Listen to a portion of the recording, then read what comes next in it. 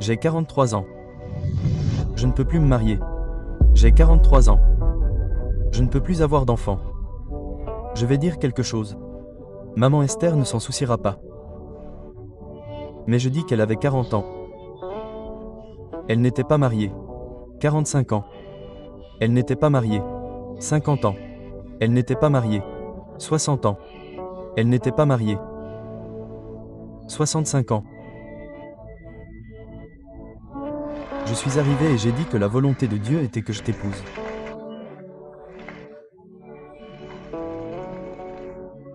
Elle est allée prier Dieu, que vais-je faire? Dieu n'a pas dit dis-lui non. Dis-lui que tu as 65 ans. Et un imbécile à 40 ans, à 50 ans, à 60 ans est un imbécile pour toujours. Elle est revenue et elle a dit, qu'a-t-elle dit?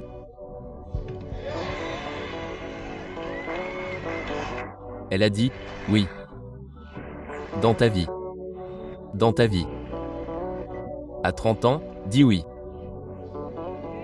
À 40 ans, disons. À 50 ans. À 60 ans.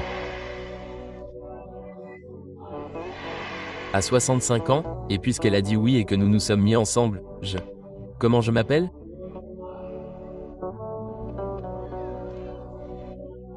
Moi, William, le défenseur de la foi. Je suis devenu le plus grand péché qui soit arrivé dans sa vie. Je prie pour cela pour moi-même maintenant. Je prie pour une vie plus longue parce que la vie est déjà longue. Mais quelqu'un peut-il m'aider à crier plus longtemps? Pourquoi est-ce que je prie pour une vie plus longue?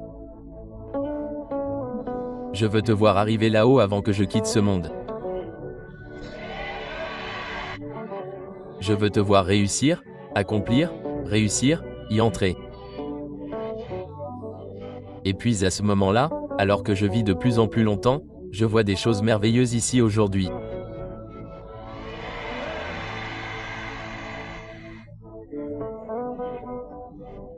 Vous savez, quand j'étais à l'université, j'ai essayé, vous savez, à part les mathématiques, j'ai essayé la musique juste sur la ligne et j'ai ajouté un violon et j'ai essayé, puis j'ai ajouté pendant des années, j'ai ajouté le clavier et chaque jour je joue et puis j'essaie mon violon.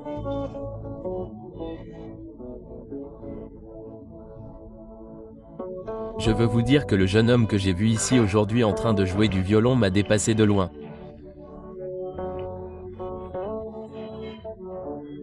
Et les gens que j'ai vus, ces jeunes hommes que j'ai vus, et leurs mains sur le clavier, je me suis dit, waouh, celui-là m'a dépassé. Je ne vous ai pas tous, un par un, dans votre profession, dans votre travail, dans vos accomplissements, à votre manière, allez au-delà de moi.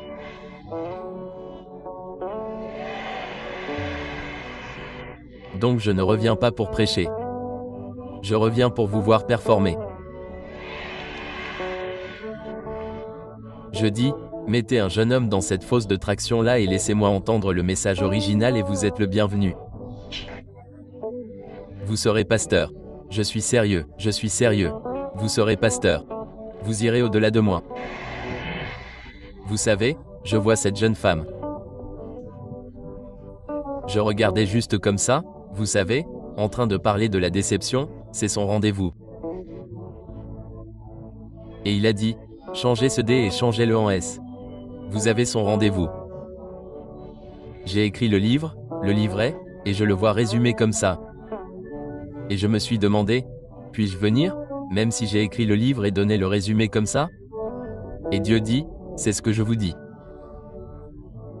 Vous courez après des gens qui iront plus loin que vous.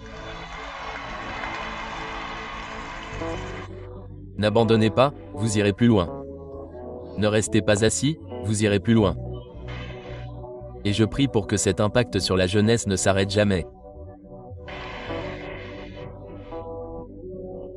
Et nous continuons donc à élever et à faire émerger des jeunes qui se démarqueront et tout le monde dans le monde verra votre visage. Amen.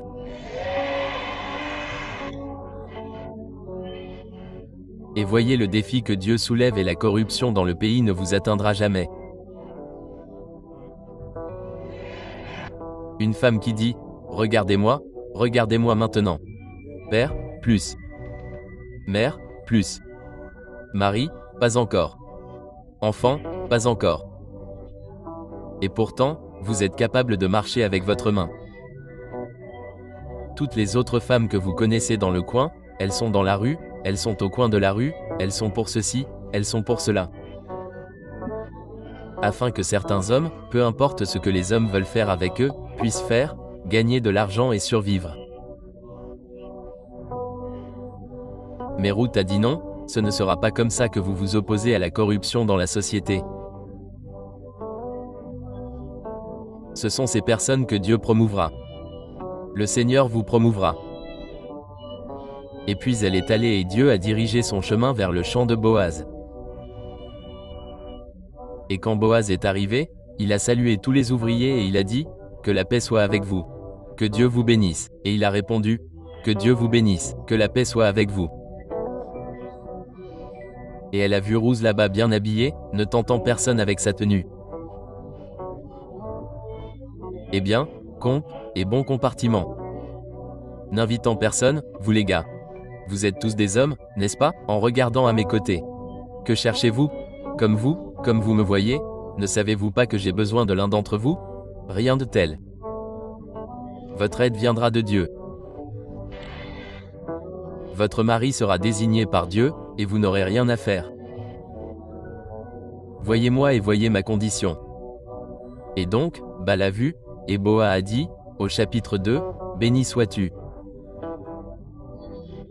Tu as dirigé ton pays, le pays de la corruption, et tu es venu ici pour faire confiance au Dieu que tu ne connaissais pas, et tu as été bon envers ta belle-mère. Que le Seigneur te bénisse. Je viens vous dire que le Seigneur vous bénisse. Que le Seigneur vous élève. » Et puis, dans le chapitre suivant, Ruth est de nouveau allée là-bas. Et une gorge s'est détachée et Moab a regretté que Boaz lui ait parlé directement et lui ait dit, « N'aie pas peur. Je répondrai à toutes tes demandes, car j'ai entendu parler de toi. Tu ne suis ni le riche ni le pauvre. Tu ne suis ni le riche ni le pauvre. Qu'une femme qui marche tout droit se démarque. Une femme qui se tient droite. Une femme qui se tient droite.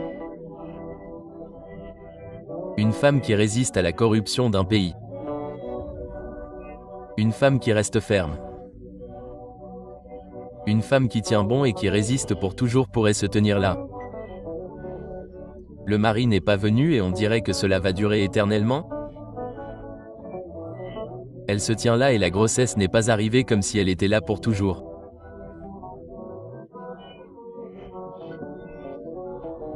Elle se tient là et elle garde son intégrité et elle garde son esprit, l'esprit qui est concentré sur le fait d'arriver là où j'arrive par conviction et finalement, le mari est venu. Tu n'as pas dit Amen. Le mari ne sortira pas de la réfraction de la société, le meilleur que Dieu peut fournir viendra pour toi. Le succès est venu et elle avait tout. Elle est devenue une ancêtre de Jésus-Christ. Ce que Dieu a prévu, les yeux ne l'ont pas vu, les oreilles ne l'ont pas entendu, cela n'est jamais monté au cœur de personne. Quand Ruth est revenue de Moab, cela n'est jamais monté au cœur de son cœur. Quand Naomi a dit « D'accord, tu as pris ta décision.